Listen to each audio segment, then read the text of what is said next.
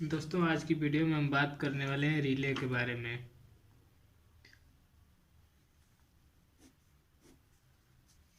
Relay क्या होता है और कैसे काम करता है, इसके पार्ट्स क्या क्या होते हैं और इसका वर्किंग प्रिंसिपल क्या क्या होता है। दोस्तों यानी कि रिले क्या होता है, इसका वर्किंग प्रिंसिपल क्या होता है,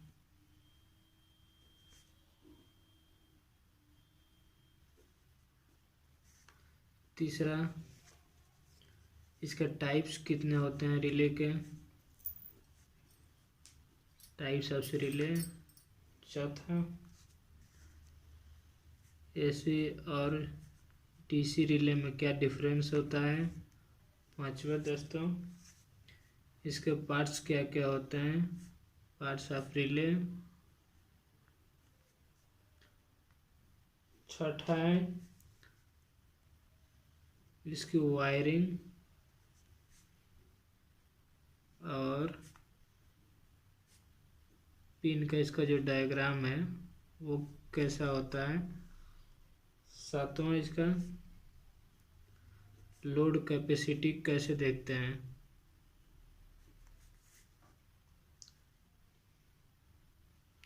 आठवां है कि रिले एंड कंडक्टर, रिले और कंडक्टर में अंतर क्या होता है।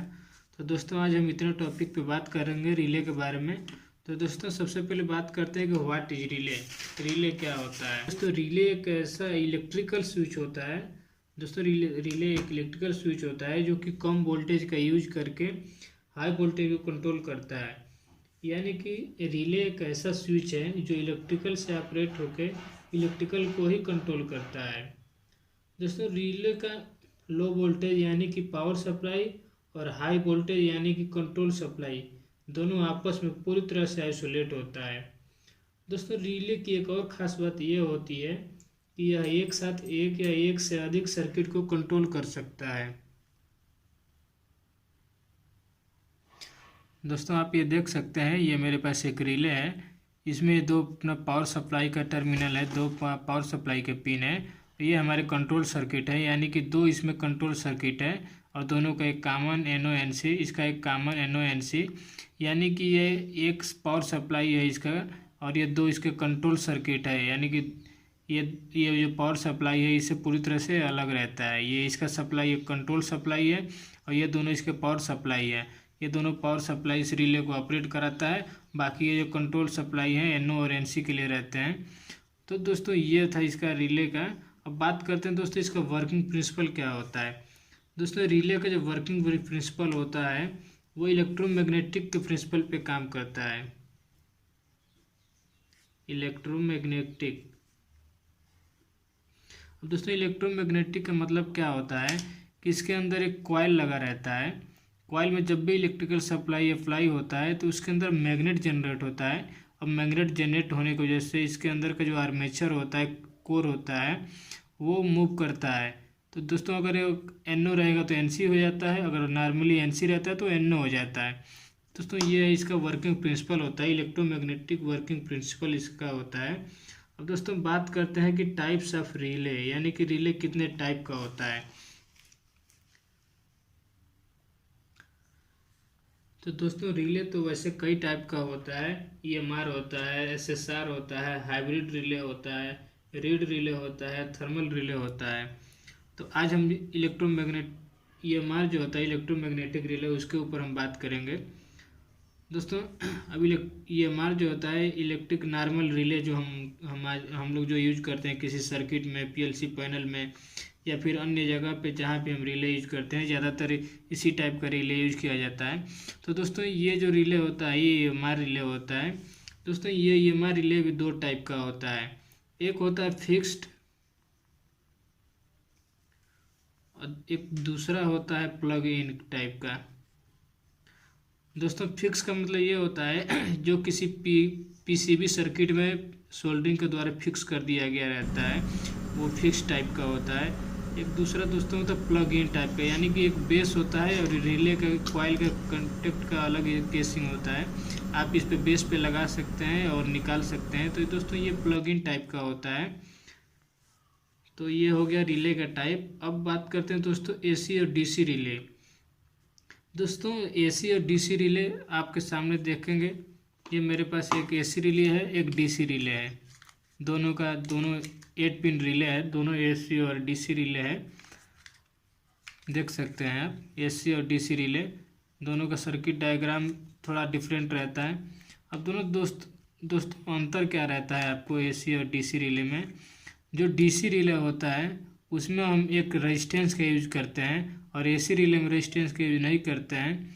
अब दोस्तों इसमें रेजिस्टेंस का यूज इसलिए करते हैं डीसी रिले में ताकि इसमें बैक ईएमएफ यानी कि जो इलेक्ट्रोमैग्नेटिक फोर्स जनरेट होता है बैक ईएमएफ, उससे बचाने के लिए हम इसमें एक रेजिस्टेंस का यूज करते हैं और एसी वाले में रेजिस्टेंस का यूज नहीं किया जाता है।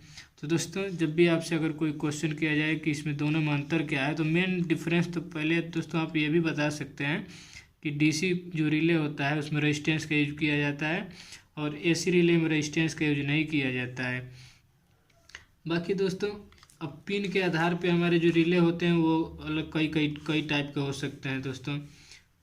अब पिन के आधार पे दोस्तों 4 पिन का भी आता है, 5 पिन का भी आता है, 8 पिन का, 11 पिन का और 14 पिन का।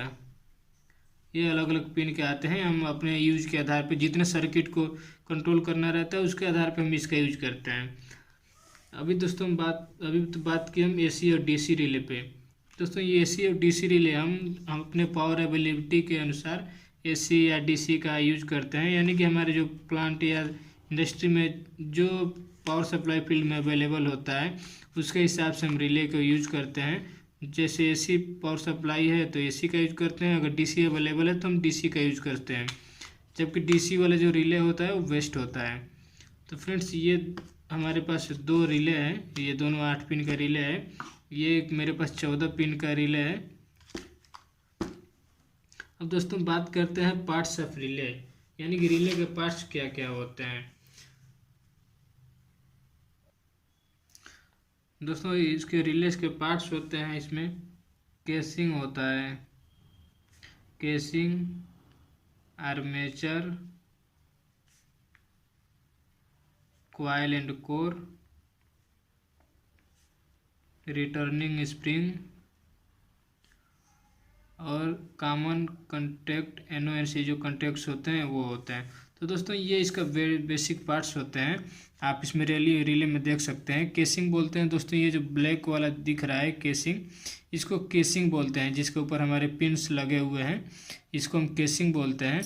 और दोस्तों ये जो आर्मेचर किसको बोलते हैं, आर्मेचर जो अंदर ये मूवेबल पार्ट होता है जो मूव करता है उसी को हम आर्मेचर बोलते हैं, जो सर्किट को NO और NC कराता है। इसके अंदर देख सकते हैं आप, इसके सेंटर में रहता है आर्मेचर, ये पतला वाला जो होता है कॉमन टर्मिनल, उसी को आर्मेचर बोलते हैं जो मूव करता है।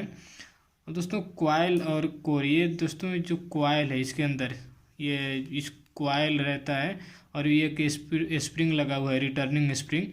जब इस पे से पावर सप्लाई हट जाता है तो रिटर्निंग स्प्रिंग जो होता है ये आर्मेचर को नॉर्मल कंडीशन में बैक कराता है। और दोस्तों ये इसके कंटेक्ट होते हैं, और इसका ये हो गया आपका NC कंटेक्ट, ये एनोड और ये कॉमन। दोस्तों ये इसमें 4 सर्किट हैं, ये 14 पिन का रिले है, इसमें 4 सर्किट दिया है। चारों सर्किट के अलग अलग टर्मिनल हैं, ये कॉमन टर्मिनल है, ये एनोड टर्मिनल है और ये NC टर्मिनल है। तो दोस्तों ये है इसके पार्ट्स, बताए आपको इसके पार्ट्स क्या क्या होता है।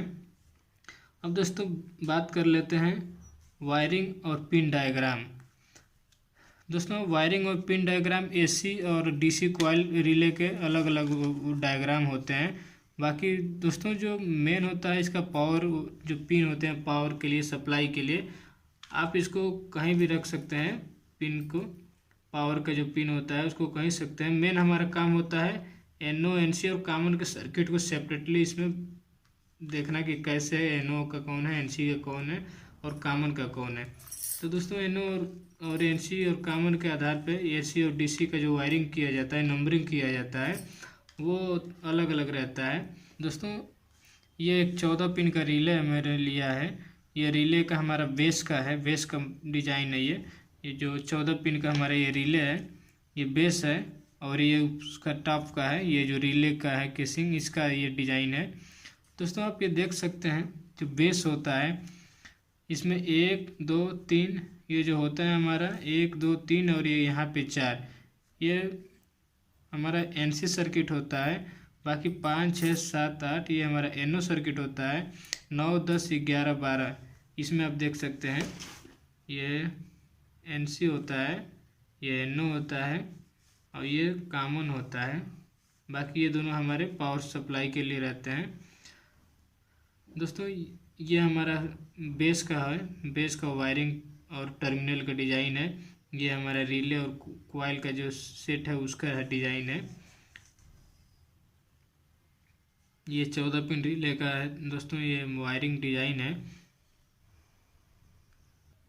आप इसमें देख सकते हैं 1 2 3 4 जो ऊपर वाला होता है एनसी का होता है, 5 6 7 8 जो होता है ये एनओ का होता है, 9 10 11 12 जो होता है ये कॉमन का होता है। बाकी ये दोनों पावर सप्लाई के होते हैं। तो दोस्तों नॉर्मल कंडीशन में जो भी रहता है ये नॉर्मल कंडीशन में हमारा जो कॉमन रहता है एनसी के साथ सटा रहता है, एनसी के साथ ये कांटेक्ट बनाया रहता है ये इसके साथ।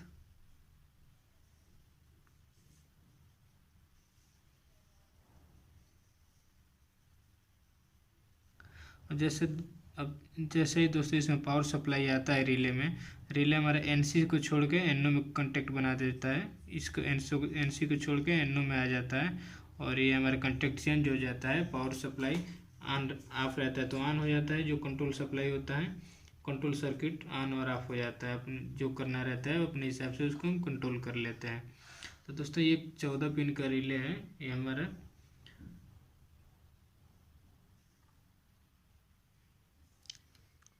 दोस्तों आप इसके ऊपर देख सकते हैं इसका पिन डायग्राम दिया हुआ है।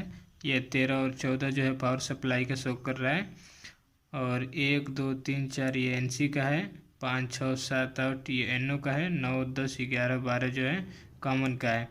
तो दोस्तों ये जो 4 कंटेक्ट हैं ये 9 का 1 और 5 के साथ कंटेक्ट है, 10 का 2 और 6 के साथ है, 11 का 3 और 7 के साथ, 12 का 4 और 8 के साथ। तो दोस्तों नॉर्मली ये एनसी कंडीशन में रहता है। अब जैसे ही हम इन दोनों टर्मिनल में पावर सप्लाई देते हैं, पावर सप्लाई देने की वजह से इसमें कॉइल में मैग्नेट जनरेट होता है। अब मैग्नेट जनरेट होने की वजह से इसका जो आर्मेचर होता है ये आर्मेचर इस कॉइल की तरफ मूव करता है। कॉइल की तरफ मूव करने की वजह से ये जो हमारा आर्मेचर है एनसी के तरफ पहले रहता है, नॉर्मली एनसी रहता है, वो इधर मैग्नेट जनरेट होने की वजह से मूव करके एनओ की तरफ आ जाता है। फिर हम जो भी इसके डिवाइस कनेक्ट किए रहते हैं वो उसका कंटेक्ट चेंज हो जाता है या डिवाइस ऑन या ऑफ हो जाता है। अगर ऑन होगा तो ऑन ऑफ हो जाता है और ऑफ रहता है तो ऑन हो जाता है। तो दोस्तों इस प्रकार से आप एक बार पावर सप्लाई इसको देते हैं तो एक साथ से 4 सर्किट को कंट्रोल किया रहता है। अब ये दोस्तों 8 पिन का अगर रहता 8 पिन वाले में रहता है तो हमारा 2 रहता है, दो सर्किट को एक साथ कंट्रोल करता है। अगर 11 पिन वाला रहता है तो हमारा 3 सर्किट को एक साथ कंट्रोल करता है। तो अब दोस्तों बात करते हैं लोड कैपेसिटी की, यानी कि लोड कितना लोड ये रिले हमारा जो होता है कितना लोड ले सकता है, इसकी कैपेसिटी कितनी होती है। वो दोस्तों देखिए आप इस साइड लिखा रहता है, किसी भी रिले के दूसरे साइड इस साइड या इस दूसरे साइड में ज़रूर लिखा रहता है। दोस्तों आप ये देख सकते हैं यहाँ पे लिखा है डिजाइंड इन जापान और उसके नीचे लोड लिखा रहता है, यानी कि 5 एम्पियर 250 वोल्ट एसी का ये लोड ले सकता है। उसके नीचे लिखा है दोस्तों 5 एम्पियर 28 वोल्ट डीसी, यानी कि 28 वोल्ट डीसी का लोड ले सकता है और एसी 250 वोल्ट एसी का ये लोड हमारा जो रिले है उतना लोड इसको ऊपर हम दे सकते हैं। उससे ज़्यादा हम लोड देंगे तो ये हमारा रिले डैमेज हो जाता है। अब ये दोस्तों इस पर देखिए ये हमारा रिले है ये 14 पिन वाला, इस पर भी लिखा है 3 एम्पियर 250 वोल्ट एसी, यानी कि 3 एम्पियर का लोड ले सकता है। दोस्तों ये इसमें कम पिन वाला है तो इस पर ज़्यादा आप लोड देख सकते हैं कि ज़्यादा 5 एम्पियर तक का ही लोड ले सकता है। और ये 14 पिन वाला इसमें 3 एम्पियर का लोड लिखा हुआ है। और ये दोस्तों ये 8 पिन का हमारे पास ये एसी वाला है, 8 पिन एसी रिले है, इस पर लिखा हुआ 10 एम्पियर, 110 वोल्ट एसी का जो कंट्रोल सप्लाई है, यानी हम इस पे जो वायरिंग करते हैं, जो भी इंस्ट्रूमेंट का वायरिंग लेते हैं उसमें हम टोटल 10 एम्पियर का लोड हम दे सकते हैं। उतना ही हमारा रिले सह सकता है, उससे ज़्यादा हम देंगे तो ये नहीं सहेगा और ये ख़राब हो जाएगा, जल सकता है। तो दोस्तों ये यहाँ से आप देख सकते हैं किसी भी रिले का जो लोड कैपेसिटी होता है वो कितना रहता है। ये सारा डिस्क्रिप्शन इस पर लिखा रहता है नंबरिंग पे, और इस साइड इसका सर्किट डायग्राम लिखा रहता है कि कॉमन टर्मिनल कौन है और NO कौन है और NC कौन है। इसके हिसाब से आप बेस में नंबरिंग लिखा रहता है, आप बेस में इसको देख के आप बेस पे टर्मिनेशन कर सकते हैं। तो दोस्तों ये हमारा जो रिले है ओमरॉन कंपनी का रिले, ये ओमरॉन का है, ये DC का है, ये AC का है।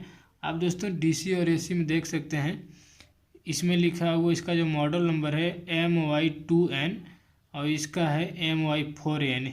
ये DC का है ये MY2N और ये AC का है MY4N। और दोस्तों आप इसमें देख सकते हैं ये भी AC का ही है, इसमें लिखा है LY2NJ।